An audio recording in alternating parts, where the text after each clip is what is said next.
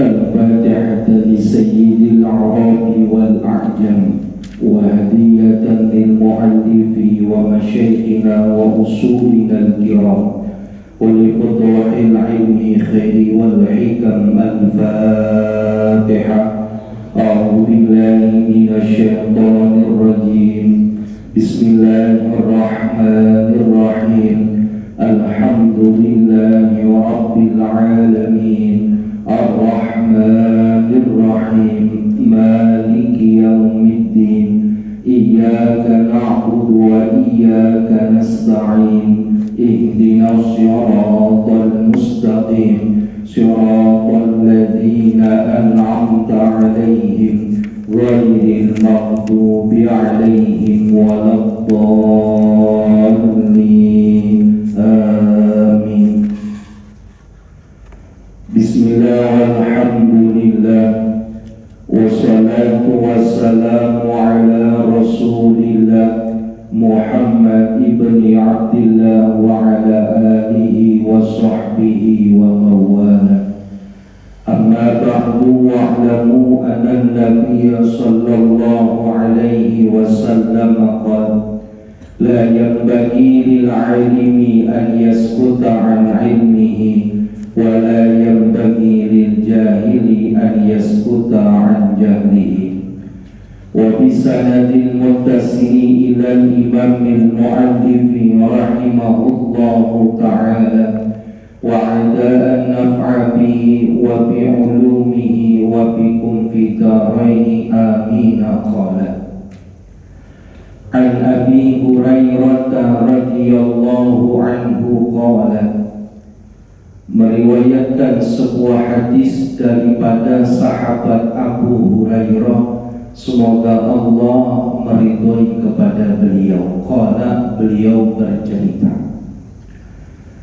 lamma fatahallahu ta'ala ala rasulihi, maka tatkala Allah membuka kemenangan atas Rasulnya atau yang dikenal dengan Fathu Makkah, qala Rasulullah sallallahu alaihi wasallam, maka berdirilah Rasulullah sallallahu alaihi wasallam fil nasi, di hadapan manusia-manusia, fahamidallaha wa asna alaihi, maka pertama kali yang Rasul ucapkan adalah memuji Allah dan mengagungkan namanya.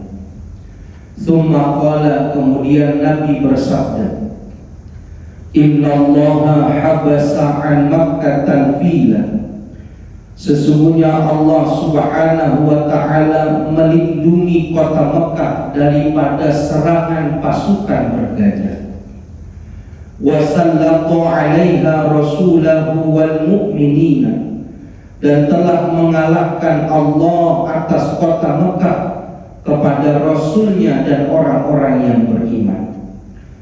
Wa innaha lam tahilla li ahadin kana qabli, dan sesungguhnya kota Mekah tidaklah dihalalkan kepada salah seorang pun adanya ia sebelum diriku. Wa innama uhillat li sa'atan minnaha, dan sesungguhnya dihalalkan kota Makkah ini terhadap diriku hanya sesaat saja pada waktu siang. Wa innaha lan ta'illa bi ahadin ba'di, dan tidak ada yang menguasai menghalalkan kota Makkah seorang pun sesudah diriku. Fala nafar saytuha, maka janganlah engkau mengganggu daripada hewan-hewan buruan kota Mekah. Wala yuhtala syaukuha, dan janganlah engkau mencabut daripada tanaman-tanaman kota Mekah. Wala ta'illu saqitatuha ila limunsyidi, dan tidak dihalalkan kalian untuk membawa barang temuan illa limunsyidin, kecuali tujuannya untuk mengumumkan. Waman qutilahu qatil, waman qutilahu qatil, maka siapa di antara kalian yang memiliki saudara terbunuh, fahuwa bi khairin nazaraini, maka bagi yang membunuhnya harus memilih daripada dua perkara. Faqala al-Abbas, maka bukan berpendapat, maka memberikan usulan Ibnu Abbas radhiyallahu anhu, illa idkhira ya Rasulullah, mudah-mudahan selain pohon idkhir, fa inna naj'alahu fi kuburina wa buyutina, maka sesungguhnya kami menggunakan daripada kayu idkhir ini untuk kuburan kami dan rumah-rumah kami. Faqala, maka Nabi menjawab, illa idkhir, kecuali pohon idkhir. Muttafaqun alaih, meriwayatkan hadis ini oleh Imam Bukhari dan Imam Muslim. Jamaah yang dimuliakan Allah Subhanahu wa taala, puji syukur sama-sama kita panjatkan kehadirat Allah Subhanahu wa taala. Alhamdulillah tsumma alhamdulillah, dengan nikmat yang Allah berikan kepada kita, baik berupa nikmat iman, nikmat Islam, terlebih nikmat sehat wal afiat. Allah memperkenankan kita untuk bisa hadir dan bersimpuh di tempat yang penuh keberkahan ini. Mudah-mudahan hadirnya kita menjadi obat buat kita, hadirnya kita menjadi wasilah akan turunnya keberkahan dari Allah Subhanahu wa ta'ala. Amin amin ya rabbal alamin. Jamaah yang dimuliakan Allah, di pembukaan siang ini saya ingin mengingatkan diri saya dan para hadirin yang dimuliakan Allah. Di dalam kehidupan di dunia, Allah Subhanahu wa ta'ala memanggil kita cuma 3 kali. Allah berseru kepada kita di dunia sepanjang hidup kita cuma 3 kali. Yang pertama, panggilan Allah, seruan Allah melalui muazin yang disebut dengan azan. Itu panggilan pertama Allah kepada kita hamba. Sehingga ulama mengatakan azan itu bukan saja sebagai bentuk tanda bahwasanya masuk waktu sholat, tetapi lebih daripada itu, sesungguhnya azan itu panggilan Allah kepada hambanya untuk melakukan ibadah kepada dirinya. Itu yang harus dibangun. Sehingga bahkan Allah mengatakan di dalam Al-Quran, ya ayyuhalladzina amanu idza nudiya lis-sholati min yaumil jumu'ah fas'au ila dzikrillah wa zarul bai'. Jauhin urusan-urusan dunia, kalau sudah datang waktu sholat, sholat. Kalaupun tidak bisa melakukan secara berjamaah, jangan sampai lewat tidak mengerjakan. Al-Imam Zainuddin Al-Malibari dalam kitab Irsyadul Ibad mengatakan, siapa orang yang meninggalkan satu sholat saja dengan sengaja dan dia paham kalau dirinya meninggalkan sholat, maka orang tersebut Allah berikan 15 siksaan. Diberikan di dunia, diberikan di alam kubur, dan nanti sisanya diberikan di padang mahsyar. Yang paling parah, Allah matikan dia dalam keadaan hina dan Allah siksa di alam barzakh atau kuburnya. Ini panggilan Allah yang pertama. Ini yang paling dan sering diulang. Sehari semalam tidak kurang 5 kali azan. Panggilan yang kedua nih. Ini panggilan Allah melalui ibadah haji. Dan ini ibadah yang paling fleksibel. Kenapa? Karena ibadah haji tidak bisa dilakukan oleh seluruh umat Nabi Muhammad. Hanya kepada mereka orang-orang yang mampu saja yang diperkenankan untuk bisa melaksanakan ibadah haji. Sehingga ibadah haji itu menggabungkan 3 kemampuan. Pertama, harus mampunya materi, karena BPIH cukup tinggi. BPIH itu biaya pelaksanaan ibadah haji. Sekarang 58. Umroh aja kalau yang mau berangkat Agustus sama Ustaz Fatih itu 34,5. Ini umroh nih, haji kecil nih. Boleh dipanggil haji, boleh, tapi depannya kecil, haji kecil, walaupun badannya gede. Karena apa? Dia miniatur haji. 34, sekarang 58 juta. Cuma orang yang kuat, tekadnya tinggi baru bisa melaksanakan. Yang kedua, mampu fisik dia. Punya harta, fisiknya kudu kuat. Karena ibadah haji bukan cuma harta, fisik kudu kuat. Uangnya banyak, hartanya banyak, istrinya 4, tapi nggak kuat melaksanakan ibadah haji. Jangankan bergerak, berdiri, ngelihat ketinggian takut, nggak wajib haji. Saya jangankan naik pesawat, kemidi puter punya, kemidi puter nggak wajib haji. Wajib haji tapi digantikan oleh orang lain. Kenapa? Fisiknya nggak kuat. Makanya yang masih muda jangan sampai nggak punya niat nabung. Harus usaha. Nggak bisa nabung 5 juta di bank. Beli celengan. Celengan paling mahal berapa sih?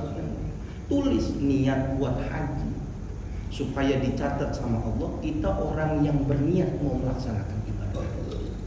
Nanti kita pesan sama anak kita, nih celengan jangan dipakai, mobil silakan lu pakai, motor silakan lu pakai, rumah silakan dijual. Tapi ini celengan kalau sampai gua mati nggak bisa berangkat haji, tolong ini celengan gua ganti buat badal haji buat Allah. Itu orang cerdas. Ketika dibangkitkan di alam kubur dipanggilnya haji oleh malaikat. Ya haji, taat surat.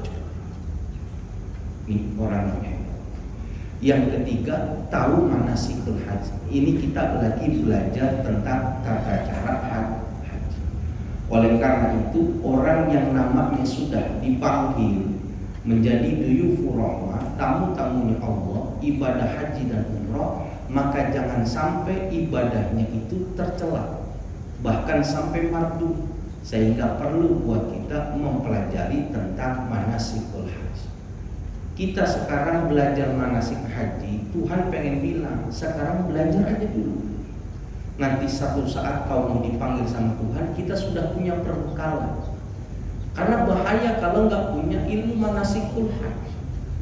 Ada orang cuma modal kaya, cuma modal sehat, tapi nggak mau belajar haji. Berangkat ke tanah suci nggak mau pakai KBIH. KBIH itu kelompok bimbingan ibadah haji. Kenapa? Karena merasa paham, gampang haji mah kecil. Ikutin aja orang yang disuruh ngapain, ikutin aja. Dia nggak mau belajar. Maka sampai di Mekah, orang lagi tawaf, dia ikut tawaf. Wah, ini namanya tawaf nih. Kenapa? Ngelilinginnya 7 kali. Waktu dia tawaf, selesai tawaf, dia mau nyium Hajar Aswad. Kagak bisa-bisa. Keluar dia ngobrol, temennya bilang, tetangganya gitu, alhamdulillah tadi bisa nyium Hajar Aswad. Pengen. Hari kedua tawaf kudum lagi, dia pengen nyium Ka'bah. Wah, nggak bisa lagi. Temennya bilang, alhamdulillah saya bisa nyium Hajar Aswad. Sampai hari keempat, kelima nggak bisa-bisa. Barulah pada tanggal 9 Zulhijjah dia datang ke Mekah. Dia lihat tempat Ka'bah sepi. Wah, kesempatan dia nyium Hajar. Sepi apa enggak? Sepi. Orang pada kemana? Wukuf di Arafah. Dia nggak ke Arafah karena nggak paham. Dia belain nyium Hajar. Nyium Hajar Aswad, dia peluk Ka'bah. Dia cerita sama teman-teman, gua hari ini Allah muliakan. Kenapa? Datang kota Mekah, Ka'bah sepi, cuma sedikit yang tawaf. Sehingga saya bisa nyium Hajar Aswad, bisa meluk Ka'bah dengan puas, sholat di makam Ibrahim berulang kali. Ditanya teman, lu wukuf nggak di Arafah? Nggak sah haji. Kenapa? Nggak tahu manasikul haji. Makanya perlu belajar. Kita kalau lagi tawaf nggak boleh menyentuh kaswa, nggak boleh. Nyium Hajar Aswad entar. Kalau sudah selesai 7 putaran kita tawaf, baru boleh nyium Ka'bah. Ini bukan mentang-mentang masuk, udah nggak kuat menangis aja. Baru tawaf pertama, rusak tawafnya. Ulang lagi dari awal. Jangan sih Hajar Aswad, langsung buru-buru. Entar nunggu 7 putaran selesai, nambah 1 kali, baru nyium Hajar Aswad, baru makom Ibrahim sholat. Nah, kita nanti diajarin gitu. Jadi ibadah itu ada aturannya. Ada. Ini panggilan Allah yang kedua, yaitu pelaksanaan ibadah. Nah, kita udah bahas tentang tata cara pelaksanaan haji dalam sudut pandang persiapan, bekal, kemampuan, cara. Nah sekarang anggaplah kita sudah selesai belajar ihram, jadi sudah siap-siap mau melaksanakan ibadah haji, maka tujuan pertama kita adalah kota Mekah. Ingat, kita datang nih, gambaran nih saya ulang biar Bapak bisa masuk ke ceritanya. Anggaplah kita orang yang mau haji dan umroh. Dari Indonesia kita berangkat dari Soekarno-Hatta. Karena kita orang Indonesia biasanya haji tamattu, maka kita turun dulu di Jeddah. Dari Jeddah maka kita mampir ke Madinah nih. Kita biasanya nginep di Madinah dulu di makam Rasulullah.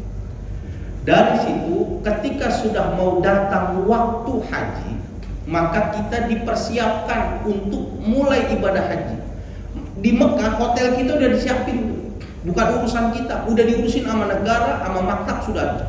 Kita cuma beres-beres barang dari kota Madinah, naik bus kita langsung ke Mekah. Enggak, kita mulai ngambil ihram dulu, niat mau haji dulu. Ingat, niat ihram haji itu rukun, harus ada pada saat dia mau melaksanakan ibadah haji. Tapi mengambil ihram dari mulai mikot sampai ke masuk ke kota Mekah itu wajib haji, sehingga di tempat mikot jangan sampai orang lupa niat haji. Sampai ini kita nih di Zulhulaifah atau di Bir Ali sekarang, karena Zulhulaifah sudah nggak ada, tanda-tanda Zulhulaifah sudah hilang tuh, sehingga dimundurkan sedikit masuknya ke Abyar Ali atau di Bir Ali. Sama tuh bagi orang-orang Afrika dulu ngambil mikotnya di Juhfah namanya, tapi karena Juhfah udah hilang tanda-tandanya, mereka mundur 7 kilo, sekarang ngambilnya di Rabek. Jadi ada aturannya, nggak bisa langsung ke Mekah, harus ngambil niat haji di tempat-tempat yang sudah ditentukan sama Nabi, namanya mikot. Anggap kita dari Madinah sudah nyampe ke Bir Ali nih, sama seperti Nabi, kita mau niat melaksanakan haji. Maka yang pertama kita lakukan mandi dulu tuh. Selesai kita mandi bersih, lepas pakaian berjahit, pakai minyak wangi yang wanginya lama, baru kita pakai 2 kain helai, kita sholat 2 rakaat, selesai itu naik bis. Dari bis ini kita niat mau ihram haji. Kemana tujuannya? Masuk ke kota Mekah. Kalau sudah ihram dan mau masuk kota Mekah, maka ada larangan sebagaimana yang kita sampaikan kemarin, yang perlu dijaga jangan sampai hajinya rusak. Nah, kenapa Mekah? Karena disitulah pusat pelaksanaan ibadah haji.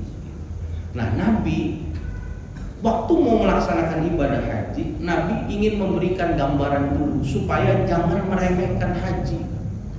Jangan. Haji itu ibadah besar. Sampai Abu Hurairah mendengar Nabi mengatakan, "Lamma fatahullah," tatkala Allah memberikan pertolongan kepada kita sehingga yang namanya Mekah bisa dikuasai. Nabi terusir dari kota Mekah. Kenapa? Orang-orang kafir Quraisy nggak mau menerima ajaran Nabi. Nabi cuma 10 tahun bertahan sehingga Nabi terusir sama Allah, diperintahkan berhijrah, udah kembangkan di Madinah. Karena Allah lebih tahu. Padahal Nabi berat. Kenapa? Di Mekah itu ada Ka'bah buatan Nabi Ibrahim. Di situ ada Hajar Aswad, salah satu benda yang ada di langit yang Allah turunkan ke muka bumi. Di situ ada tapaknya Nabi Ibrahim. Di situ ada tempat sejarahnya Siti Hajar dan Ismail. Wah, Nabi beban berat harus meninggalkan kota yang Nabi cintai. Sampai-sampai Nabi mengatakan, "Innaki la khairul ardillah azza wa jalla wa ahabbu biladillahi ta'ala ilaihi." Sesungguhnya Mekah ini adalah satu tempat, satu negeri yang paling dihormati dan paling dicintai oleh Allah di muka bumi ini. Tidak ada kecuali kota Mekah ini. Wa ilau anni akhrajtu minki lamma kharajtu. Kalau seandainya aku tidak dikeluarkan, kata Nabi, maka aku nggak akan mau keluar daripada kota Mekah.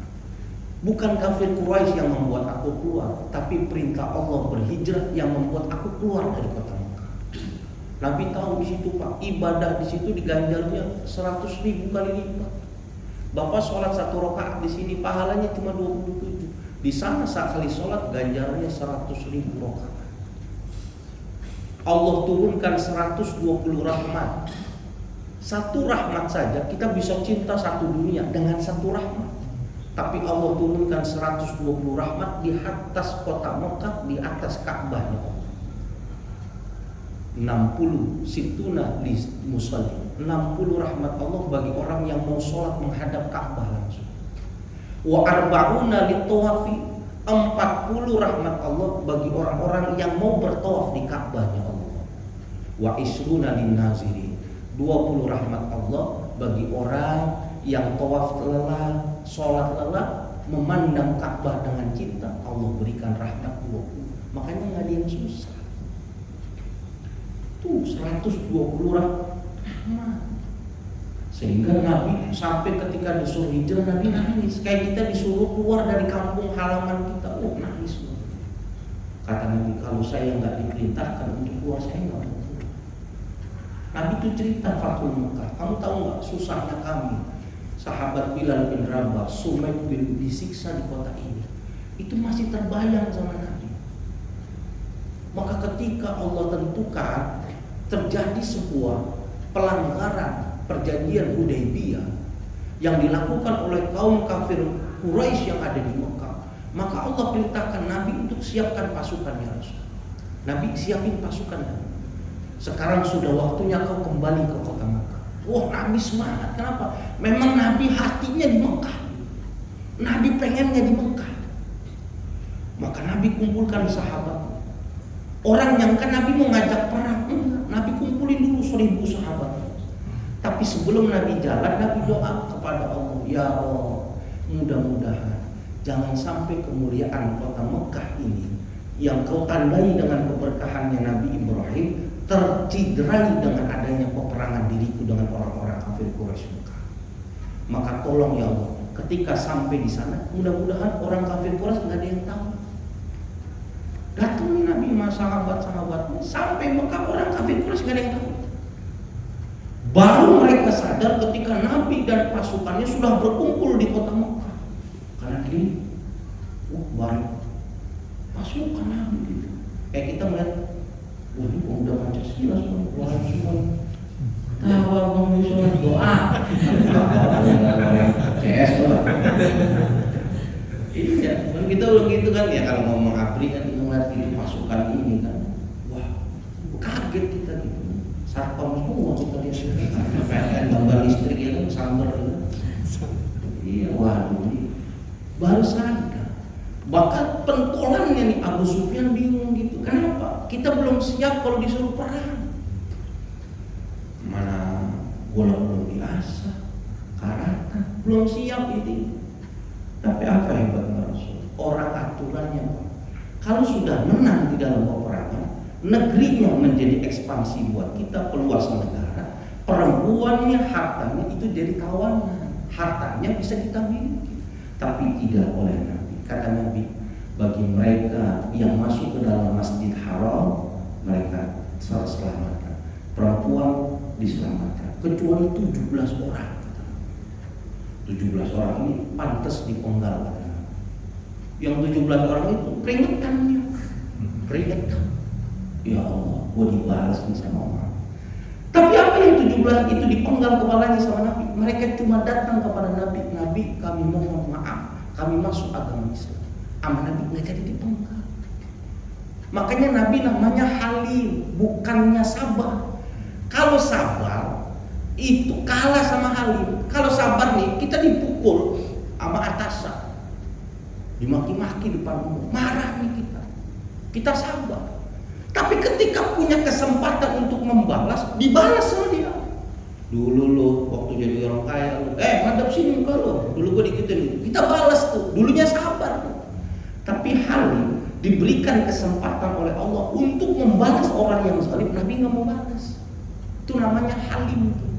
Hilmuhu yushbikul ghadab.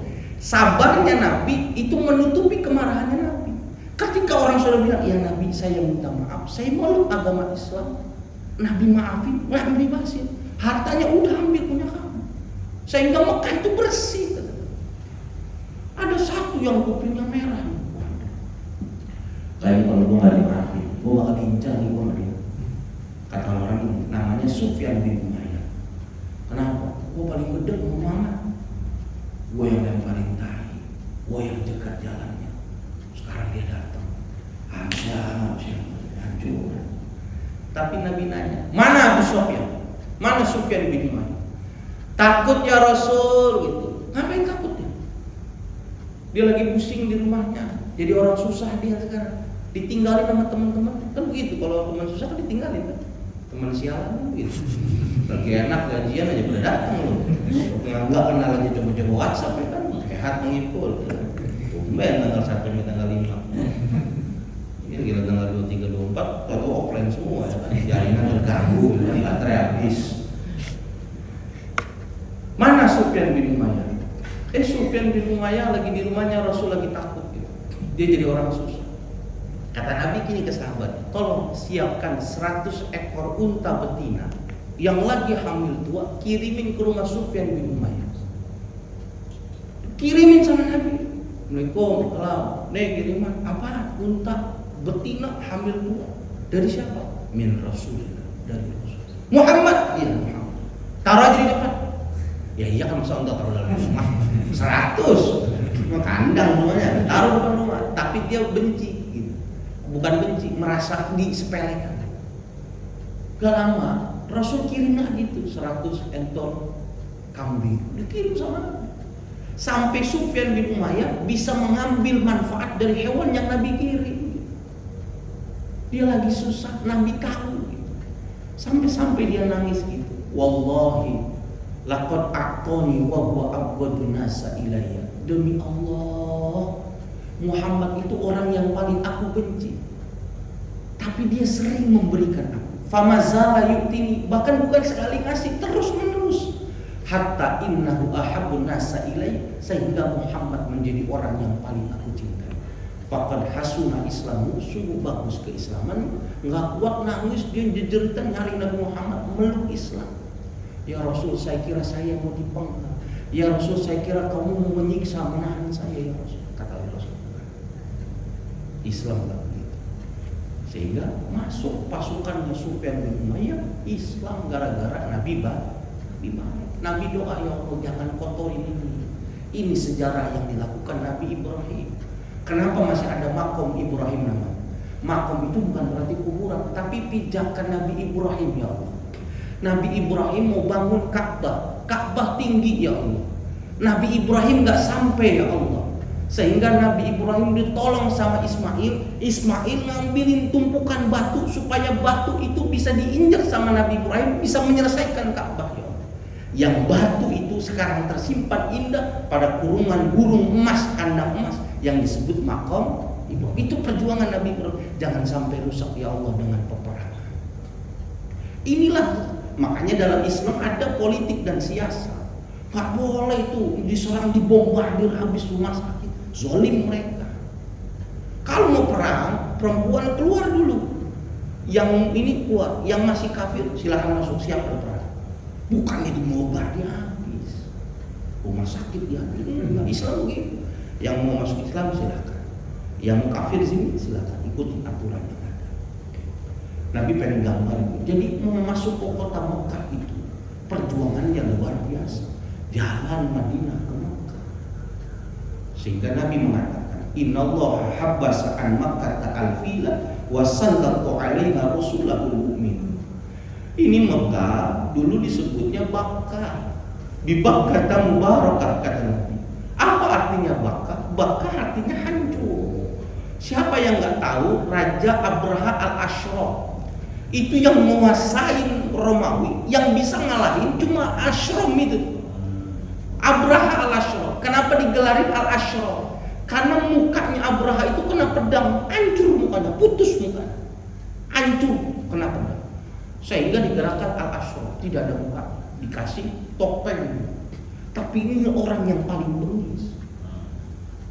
Lihat, Allah buktikan di Bakkah mubarakah dalam Al-Quran. Jangankan bersentuh dengan Ka'bah, mau mendekati Ka'bah, udah Allah habiskan sekarang. Sekarang kata Nabi apa? Wasallatu 'alaiha rasulahul mu'min. Dulu aku terusir dari tempat ini, dari Mekah. Sekarang Allah berikan kemenangan kepada Rasulnya dan utusannya, orang-orang yang beriman. Jadi perjuangan. Jadi jangan berangkat haji niatnya jalan-jalan, umroh niatnya ngilangin pusing, haji itu enggak, niatnya mau ibadah, ittiba li sunnati nabiyin, itu aja. Makanya jangan tidur dari perjalanan Jeddah, perjalanan Madinah, maka jangan tidur, lihat kanan kiri tandus, padang pasir, panas. Kenapa banyak yang meninggal kemarin? Karena wukuf di Arafah itu panas. Pulang dari wukuf mereka sunnah ke mabit ke Musdalifah. Ketika di Arafah panas disunahkan mandi, Musdalifah sunnah mandi. Dari panas ketemu dingin, meriang, nggak kuat mati. Tapi matinya mati syahid. Itu perjuangan Nabi. Sekarang Nabi bilang, ini sudah diberikan kepada kami Rasul dan orang-orang yang beriman. Maka Nabi bilang, tanami dalam hati, jangan sampai nggak niat kita mau ibadah haji. 3 masjid kata Nabi yang wajib Bapak semuanya niat dalam hati. Pertama, Masjidil Haram. Iya. Kenapa? Ini tempat pusatnya ibadah. Kedua, Masjidul Hadza. Masjidku ini, Masjid Nabawi. Sekarang ada makam Rasulullah. Lengkap kita. Mekah ibadah haji, ke Madinah berjumpa sama Nabi. Nangis Pak, gak kuat. Makanya dikatakan bakal hancur. Itu bukan cuma hancur pasukannya bergajah, enggak. Tapi orang yang hatinya keras di Indonesia melakukan kejahatan, kalau dia melihat Ka'bah, melihat makam Rasulullah, nggak kuat nangisnya. Maka saya nggak bisa bayangin kalau ada orang turun melihat Ka'bah, orang turun ke makam Rasulullah melihat bagus salam, nggak menangis.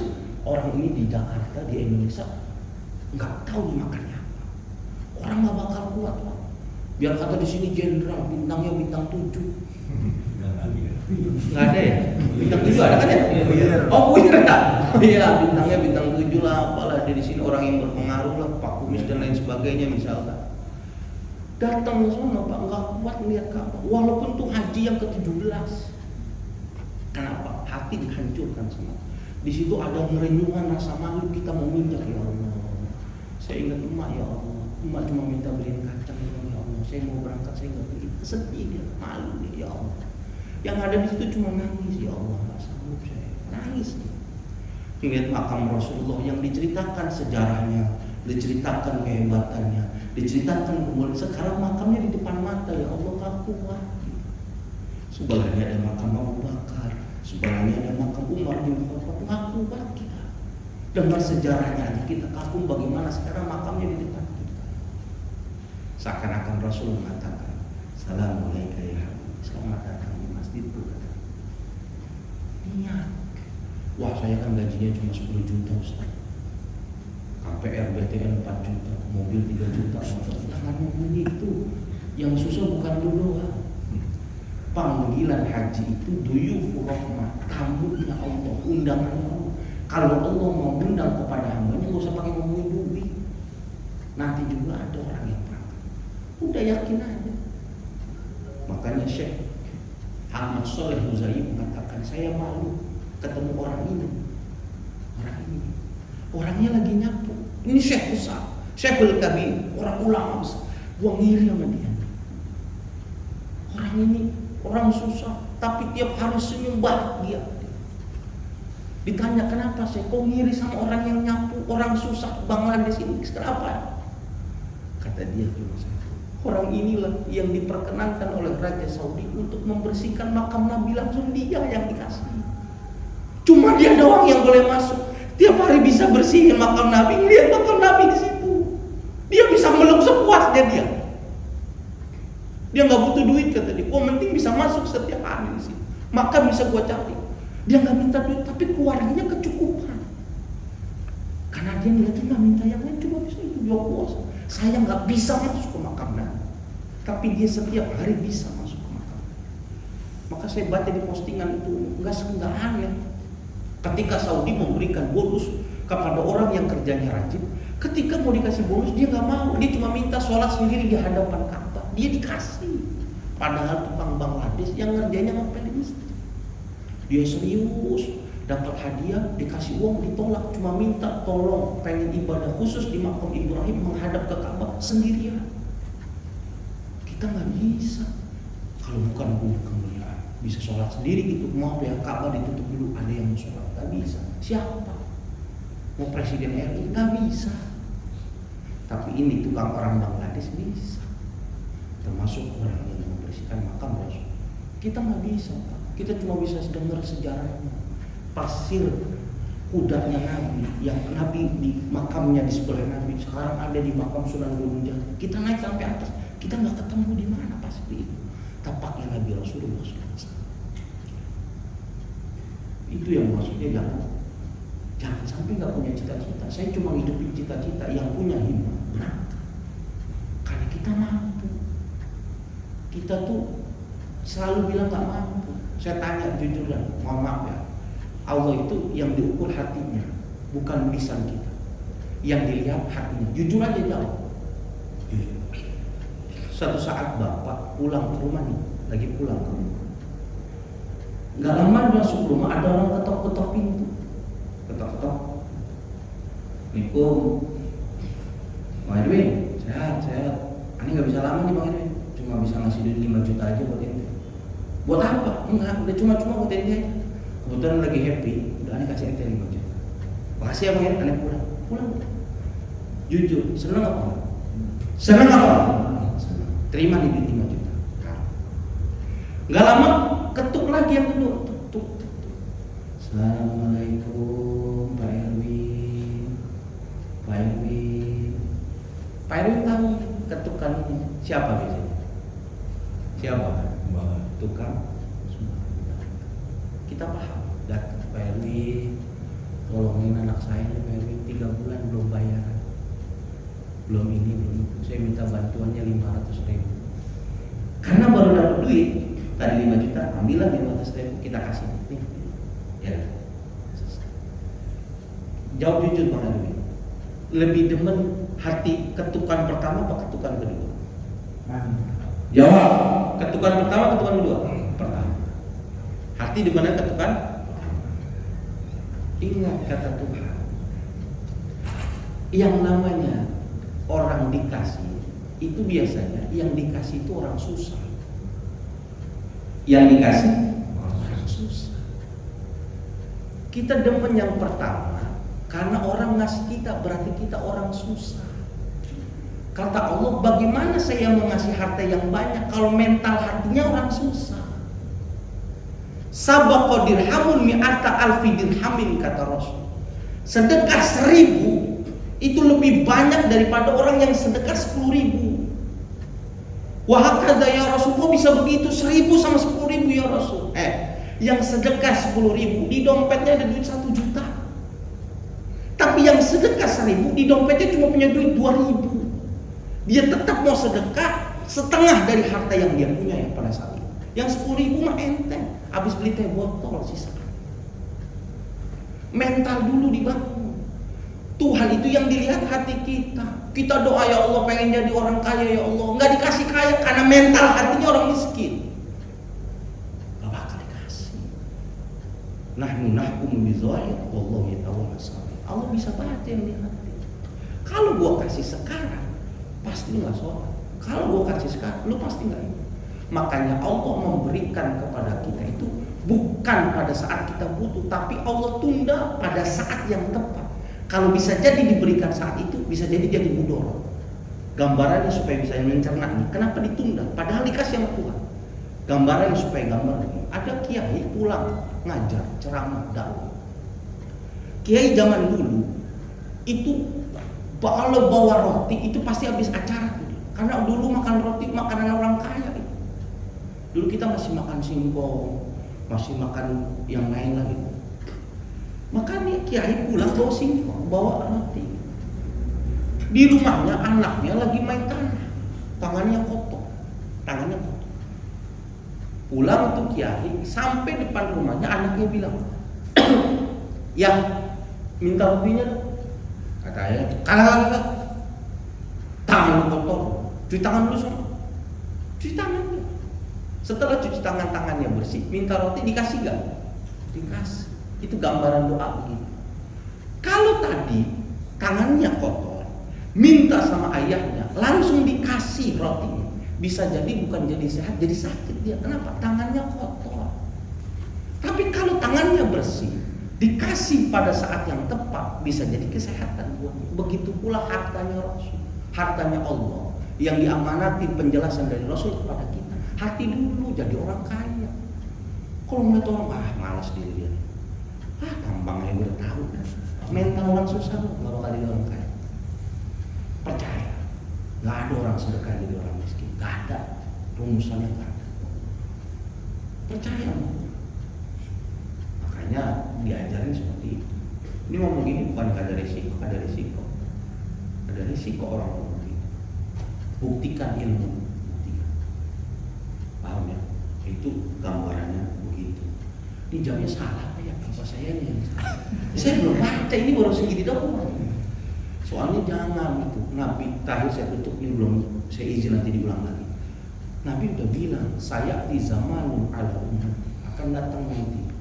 Yahudul agniya umi ummati linuzha. Ada orang yang berangkat haji dari kalangan orang kaya linuzha untuk jalan-jalan. Kenapa? Pergi haji pusing saya. Bini rewel mendingan saya haji dan umrah atau saya umrah. Yang pertama. Wa yahujju lil ulama wariyah wasum'ah. Ada orang ulama kiai pergi hajinya karena riya, karena sum'ah, supaya terkenal dia. Oh hebat Kiai Haji Saiful Rahman. Saben ngomong Ka'bah besok udah di Mekah dia. Pada musim paspor susah kata dia, wah haji 13, umroh 46. Pengen dibilang itu kayak Haji Muhyiddin, 3 kali haji pengen dipanggil Haji Muhyiddin. Wa fuqara'uhum lil masalah. Ada orang susah pergi haji di sana jadi tukang minta-minta. Tapi kita haji lillahi ta'ala. Lihat perjuangan Nabi. Makanya kita bisa sadar haji ini panggilan yang mulia buat kita. Ini saya lagi bahas kemuliaan kota Mekah. Kenapa bisa mulia? Saya sudah catetin ada 5 doa yang disampaikan oleh Nabi Ibrahim untuk kemuliaan kota Mekah yang sampai saat ini bisa kita rasakan daripada kemuliaan kota Mekah. Besok kita ulang lagi dari Abi Hurairah lama fataha Allah ala rasulihi qala Rasulullah sallallahu alaihi wasallam bin nasi fa hamidallah wa asna alaihi wallahu a'lam bishawab. Silakan kalau ada yang mau bertanya. Ya. Silakan. Kalau bisa saya jawab, kalau nggak saya jadiin PR ya. Insyaallah bisa. Kebetulan baru melahirkan kemarin istri. Alhamdulillah. Laki perempuan? Laki. Anak keberapa? Anak pertama. Dari istri ke? Iya. Oh istrinya 1. Oh iya. Soalnya anak pertama kaget juga saya. Saya aja udah mau 3 soalnya. Untuk jedahnya Mas Antas. Ya, yang itu aja sih. Biar sholatnya lancar lagi. Masa kira nih? Nifas. Dia lagi nifas, pas nifas. Ini Mas. Terus? Kalau buat kelarnya gimana? Kalau buat? Ada tanda kelarnya. Oh, tanda-tanda kelar. Baik. Nifas jangan sholat, nggak boleh. Ya. Nifas itu berbeda dengan haid. Nifas itu paling cepat itu yakzon, sekeceritan, jadi habis lahir darah nifasnya habis seiringan dengan keluarnya bayi. Yang bisa cuma 1 orang, Sayyidatuna Fatimah Zahra, cuma anaknya Rasulullah. Tapi ini jadi hukum. Nah, umumnya 40 hari. Paling lama 60 hari. Nah, begini gitu. Ambil umumnya 40 hari itu umum. Kalau pada masa 40 hari ternyata masih keluar darah, itu masih darah nifas. Sampai paling puncak 60 hari. Di hari 61 masih keluar darah, udah pepet pakai softtek, wudhu, sholat di awal waktu. Kenapa? Udah melebihi dari batas umum. Berarti dia punya penyakit, bawa ke dokter. Sama seperti head. Head itu ada aturannya. Umurnya, head ini keluar darahnya paling kecil umur 9 tahun kalender Komariah. Sekarang 11 tahun. Di bawah 11 tahun keluar darah itu bukan head, pasti penyakit. Kenapa? Nggak mungkin keluar darah head. Itu syaratnya. Yang kedua, darah haid itu keluarnya sehari semalam. Kalau keluarnya cuma siang doang, malam berarti itu bukan darah haid. Walaupun umurnya udah 11 tahun. Nah sekarang udah umur 15 tahun nggak keluar darah. Apakah dia belum balik? Sudah balik dengan sebab umur 15 tahun. Nah haid paling cepat sehari semalam. Umumnya 7 hari, 8 hari. Lambat paling lama 15 hari. Udah 15 hari, hari ke-16 masih keluar darah. Itu darah istihadah, wajib dia sholat. Sama seperti nifas. Makanya ingat waktu kelahirannya kapan. Hitung tanggalnya 60 hari waktu komari. Ya udah 60 hari. Dia pasti udah berhenti umumnya. Kalau sudah berhenti nifasnya, maka mandi udah boleh sholat, boleh puasa. Oke? 60 hari. Jangan ngeliat bersihnya doang, kotornya dilihat gimana mah. Perabot udah bersih belum? Kalau udah 60 hari wajib sholat. 60 hari kan? Udah berapa hari sekarang? Dari tanggal 27 lah ya. Nah ya udah hitungin diri ya, banyak pikiran yang lain maksudnya. Ada lagi? Cukup ya? Bang, itu mau nanya. Apa?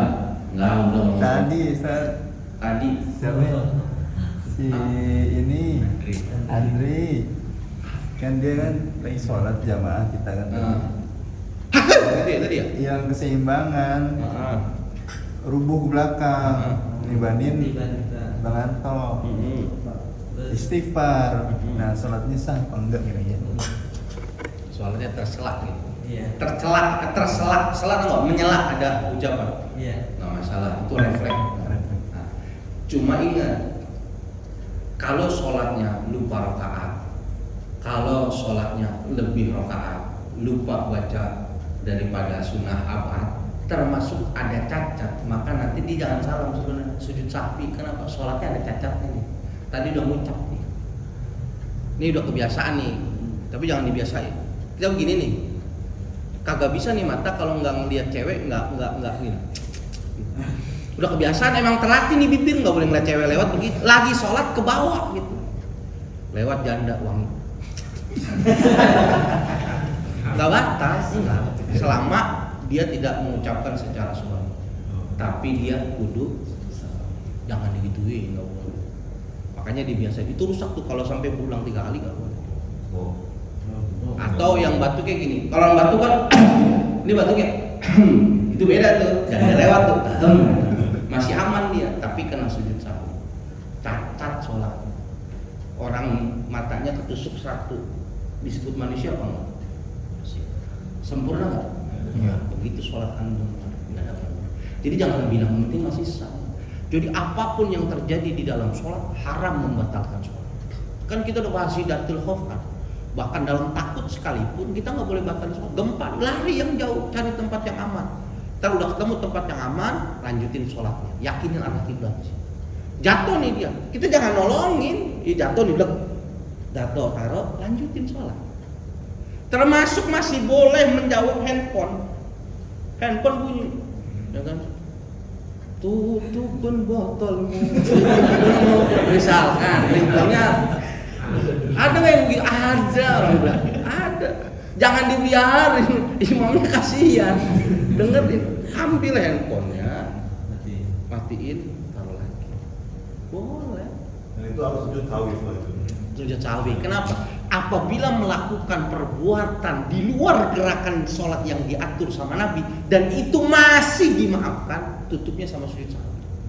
Kan cacat, ini 3 atau 4 nih.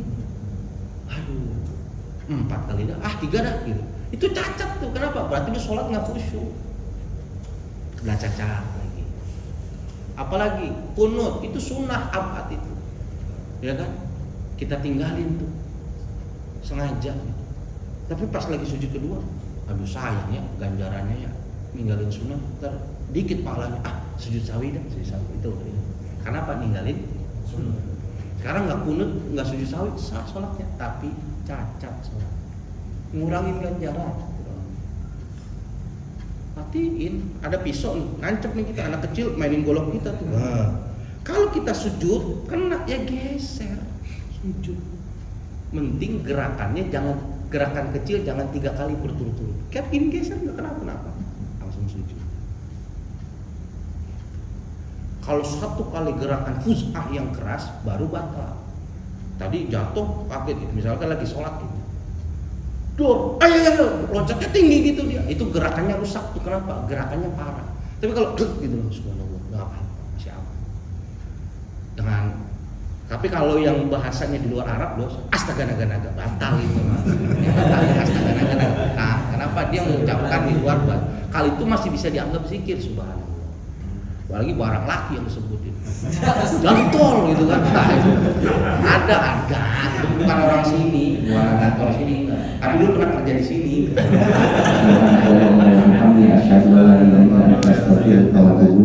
Assalamualaikum warahmatullahi wabarakatuh.